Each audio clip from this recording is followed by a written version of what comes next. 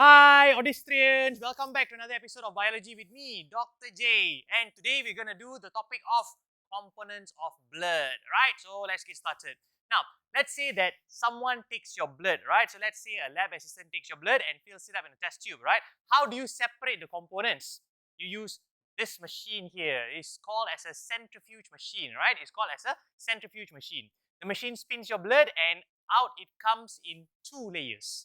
Now, the yellow color layer and also the dark red color layer, right? The yellow color layer is called as plasma and the dark red is cellular components, or some books will call it as cells, right? So, blood can be divided into two components, which is plasma and blood cells, right? Going to the next one. Now, if you take a look at the components again, as I told you, plasma and cells. Cells can be further divided into three, which is red, white, and platelets. Red blood cells, white blood cells, and platelets, right? So what exactly do you have inside your plasma before that?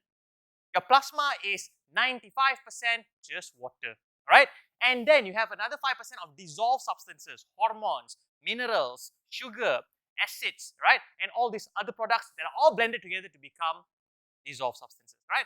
Now, moving on to your white blood cell, platelets, and your red blood cells. What exactly is their function? Let's take a look. Now, your white blood cells are the body soldiers. It destroys pathogens and antigens, right? And your platelet is involved in blood clotting mechanism, and your red blood cells, of course, is to transport oxygen, all right? Now, where does all these cells come from? Who are actually responsible to produce the cells? None other than your bone marrow. What's your marrow? Your marrow is a structure that is located inside your bone. We call it bone marrow. And those tissues are responsible for the production of all your blood cells, right? So let's take a deeper look at one of the cells known as your red blood cells.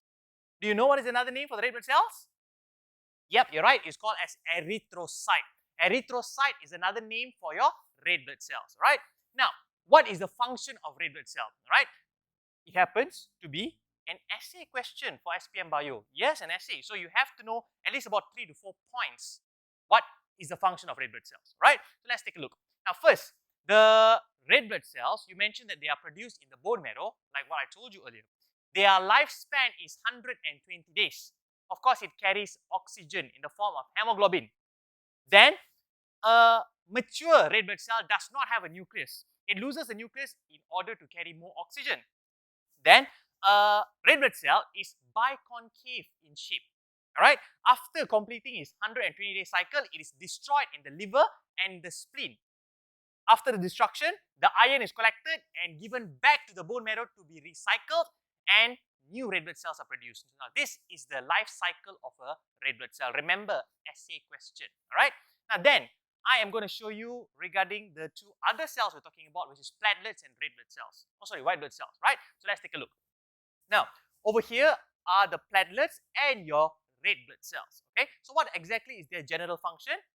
Red blood cells, we just studied in depth, and platelets will be blood clotting. All right. And then let's take a look at the white blood cells. Now, a white blood cell is generally known as a leukocyte. And you're right, they are the body's soldiers in defense mechanism. But you got 5 types of white blood cell. Now, in 2 categories, which is granulocyte and agranulocyte. Granulocyte consists of basophil, eosinophil, and neutrophil. Where are you? There you are. All right. And agranulocyte consists of lymphocyte and monocyte. Lymphocyte and monocyte. All right. Following that, so let's take a look at the functions. Now, your monocyte carries out phagocytosis. All right. Your lymphocyte produces antibody to destroy pathogens and antigens. Right. Eosinophil, it is more involved in the destruction of parasites. Neutrophil, phagocytosis again, and basophil is a structure or a cell that produces heparin. Heparin prevents your blood from clotting inside the vessel. Now, why would you want your blood to clot inside the vessel, right? Now, taking a closer look, if you were to have an accident, what is going to happen? You're going to start to have a mechanism called blood clotting mechanism. How does that happen? One by one. This is an unbroken vessel. After you have a trauma, you have your vessel that is broken. So you start to bleed. And once you bleed, then your mechanism of blood clotting kicks in. So how do you explain it step by step? All right. Reminding you, this is one important essay for SPM Bio. All right. So first, when you have a trauma, that trauma will cause the formation of a platelet plug. That's when a bunch of platelets sticks together. Then that platelet plug will secrete an enzyme that we call as thrombokinase or thromboplastin. Here you go, over here. And then the thrombokinase thromboplastin will convert prothrombin to become thrombin with the help of calcium ions and vitamin K. And that will cause the thrombin, will cause the conversion of fibrinogen to become fibrin. And fibrin forms a scab. This guy here, right? Once he forms a scab, the blood clotting process is completed. All right. Now, some people, they have a problem with malfunctioning blood clotting mechanism. So when their body can't clot, they suffer from a disease called hemophilia. That's what you can see here, right? Symptoms of hemophilia. You're going to have bruising, nosebleeds, urination which involves blood. You're going to have spontaneous bleeding, all right? You're going to have lethargy and giddiness, right? You're going to have bruising. You're going to have severe headache and so on. Now, hemophilia is caused by a lack of clotting factors inside the blood. All right, so remember this. Now, hemophilia is also called as the royal disease, as the British royal family, all right, has inherited this disorder. All right. Now, another one that is very important for bio is the stages in thrombus formation. So, what's a thrombus? A thrombus is a blood clot that forms inside your vessel. Eventually, the blood clot will obstruct the blood flow and cause ischemia to your organs. So, three terms which is very important, which are thrombus, right? Thrombus, thrombosis, and also embolus. So, what's a thrombus? It's a blood clot. Right? Thrombosis is when the blood clot obstructs the blood flow, causing lesser oxygen to be supplied to the organ.